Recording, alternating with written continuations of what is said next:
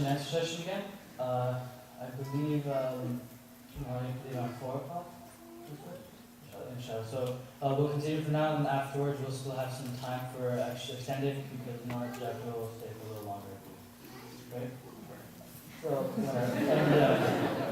I'll see. So I think we did get some good questions over here.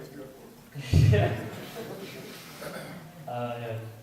Okay, so one of the questions that came up, which is pretty related, was that non-Muslims often identify us as a divided nation. Shia unity is important, but what should we do about promoting unity between all Muslims?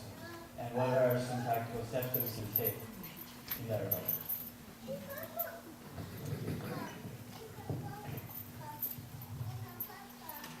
Well, first of all, as far as this perception that we are a divided nation, I think it seems to be part of the religious community of any religion to be divided.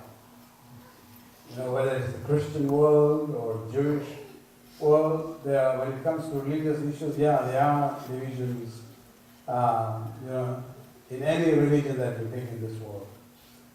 And so I don't think we should be that much, influenced or disheartened by those kinds of remarks. But yes, it is an issue. It manifests when you look at the social political issues among the Muslims themselves. I don't think we have to look at the issue of unity among Muslims and the unity among Shias as two issues which are unrelated to one another, and that we have to have a unity among Shias first before we can even embark on unity with others. We can do it parallel to one another. We have to work in our own Shia communities to create this sense of brotherhood and unity, and we can at the same time do that at a different level for having unity with the Sunnis, for example. And then even further up, we can even talk about kind of a better understanding with the members of the Abrahamic faith. So these are not exclusive, matters. This can be worked on at the same level. When it comes to the Sunni Shia unity, again, from the perspective of the part of the world that we live in, issues and problems that we face is the same that the Sunnis also face. Our youths in universities and schools have the same problem that Sunni youths and students have. A Shia Muslim working in a workplace has certain challenges that even Sunnis have. So there are common issues between the two groups also. And it is on those areas that we can also work together to have a unified voice when it comes to whether it's the political entity out there or other non-Muslim organizations.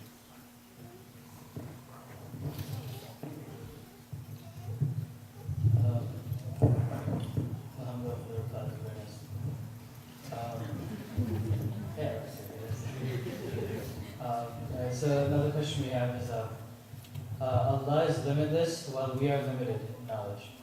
So how much of Allah's logic and reasoning behind things can we understand? And the question for it, does Islam have or allow blind faith in those areas which we do not understand?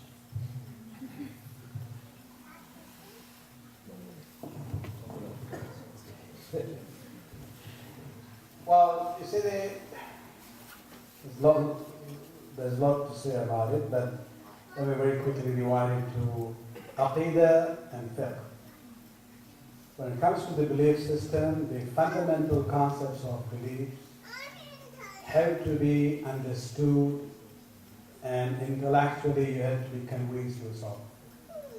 So there, Aql is the foundation of it. Not the details, but the basic concepts of our Aqidah and belief system, every individual has to be convinced on their own intellectual level. But when it comes to the practice, once you believe that Islam is the true faith, Quran is the word of Allah subhanahu wa ta'ala, the Prophet is the true messenger of Allah subhanahu wa ta'ala. Once that belief is there, then by definition, as a Muslim, you have to submit. You have to submit, 75% of the rules and regulations that we have, our aql can understand it, rationalize it, explain it. But maybe 25% of it might not be within the level of our comprehension at this stage of human history. Later on we can know even more about it. But trusting that 75% of what you know and understand, when you know the rest is also definitely from Allah and Rasul and the Ma'soom, then you have to accept it.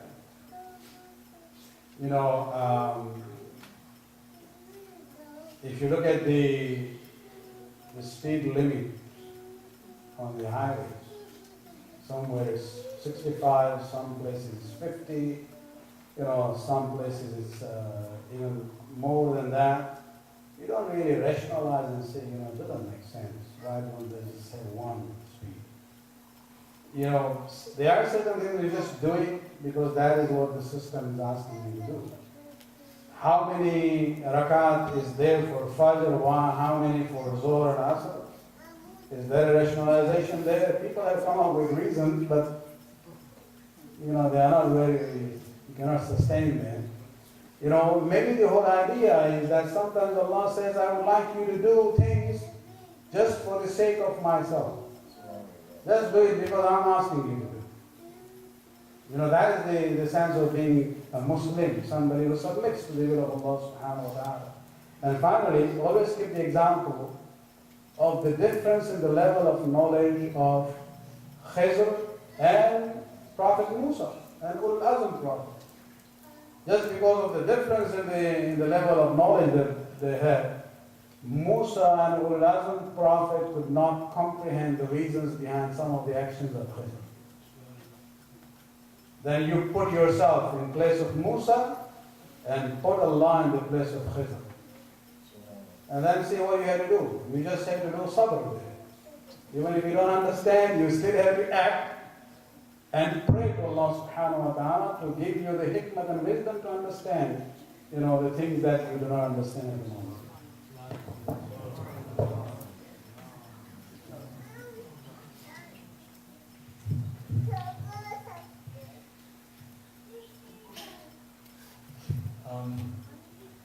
Questions, your opinion, in I guess in Islamic rule of thought, what's the ruling on video games and movies for kids, especially ones with violence, like a large amount of violence?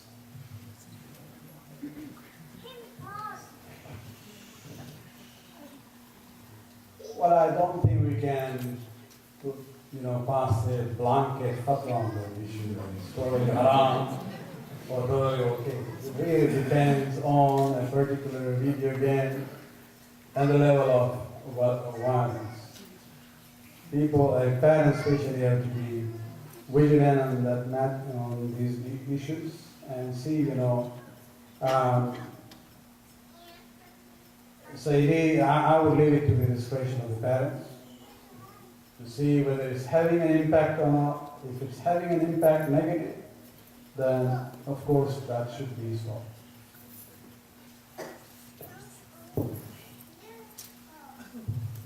Now, it seems like this question is asked a lot, but the asker of this question really stressed that I asked this.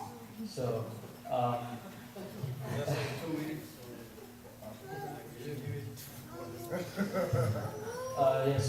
I guess you can make it short. For example, in my opinion, Matam makes the religion of Islam look somewhat barbaric, while Islam is a peaceful religion. So can you please discuss this concept and what the limits are?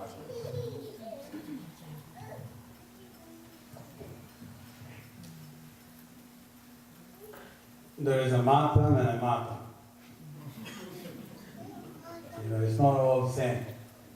I'm talking about normal matam, done with noha, and then you're talking about doing zanjir. These are all different issues, would have different, answer depending on the circumstances and the impression it leaves in the rest of the society. Basic matam, but just by itself, I don't think that should be an issue if we can explain, especially the basic matam, the way it's done across the cultural, variation of the Shia world. There is no violence. It's not really that somebody is permanently, damaging his body. No, there's nothing like that, and that is not allowed if it reaches to that level. And so it's a matter of expressing, explaining it to an outsider. I don't have that much time, but let me just go through 4 different levels. Whenever we are faced with a tragedy, whether we see it or hear about it or read about it, even if it's not true, but if it's presented to us in a way that it really moves us on an emotional level, people react in different ways. One is they might just feel sadness in their hearts. Other people will be impacted upon to the extent where you can see the sadness reflected on their face. Facial expression would be there of a person who is sad and grieving. Another person would be impacted upon in a way that, you will see there's watery eyes. Even in movie theater, I'm told sometimes, especially women, start crying when they look at the tragic scene, although they know it's just a story. It's not even a real thing. But if it's done in a very, professional manner, it has that impact on an emotional level. So they cry. And another person might even be moved to the extent of they actually cry loudly. And then you come to that level of, where you maybe hit your head or your chest. If you look at the scenes, let's say, from any tragic event we see in the TV screens, whether it's after a national disaster where earthquake takes place, or it is what is happening in Gaza, for example. Look at the scenes where mothers lose their children. How do they react? They might be from even non-Muslim background, but you will see. The mother is basically, hitting herself on the head or the face or the chest as a way of expressing her grief for losing her own child. So it is part of human nature that people react to it at different level, depending on how close they are to that tragedy. For Shias, there is nothing greater or more tragic than the tragedy of Karbala. And so because of their love for Imam Hussain, they react on that manner. Of course, sometimes it becomes more ritualistic, where you have the poetry and the noha, which is used to kind of, organize that, matam in that way. So it is the issue of explaining to outsiders, not just because they have an impression. First impression is that, this is violent, therefore we should stop it. No, the issue is we have to first of all understand it ourselves and then explain it to others. I just want to add one point here, sorry, and that is that we understand everything that Mona has said, that the problem lies in the fact that sometimes when we judge others based on the level of matam or the level of matam they don't do. Like I've heard youth say that I don't go to that center because they don't do matam there. Or I don't go to that center because they do too much matam there. Or I don't talk to him because he's not in the first saf of matam. And these are these are real discussions, unfortunately, and my only point is that we have no rights to judge anybody based on the way they express for the grief of Imam Hussein. There are individuals who could stand in a corner with one hand on their chest that could have a deeper wound inside of them than the guy who's sitting right in front of the stage with doing nothing with two hands. This idea of judging each individual based on how hard you hit your chest is not what we need right now. Everyone's relationship with Imam Hussein is different. Some express it very differently, some become quiet, some need to express it very loudly. And provided you are within the circles of Islam and you're not damaging their religion, for us to judge each other based on how we express that grief is not needed right now. And if those are reasons why sometimes we don't attend centers, please, I ask you to remove those thoughts from your mind. That's not the criteria to judge or base your involvement with a certain center. I mean, it sounds, with all due respect, ridiculous when I say that we don't go there because they don't do matam the way we do matam. In this day and age, with the amount of issues that we have across the Muslim world, these are not some of the issues that we have to deal with. Please, inshallah. Just a closing remark before I leave, and with brothers, with our respected brother Asad Jafar with you. Remember that matam or majlis or azar or crying on Imam Hussein is just like an ibadat, where every ibadat it depends on the niyyat. You could do your namaz very correctly, with proper wuzu, proper makhraj, sequence, and everything was done properly. If the niyyat was not sincere, that namaz will not be accepted. So similarly, whatever you do, whether it's know-how, matam, or majlis, or azar, or crying, everything depends on that sincerity and ikhlas of what you are doing. Otherwise, there's no way.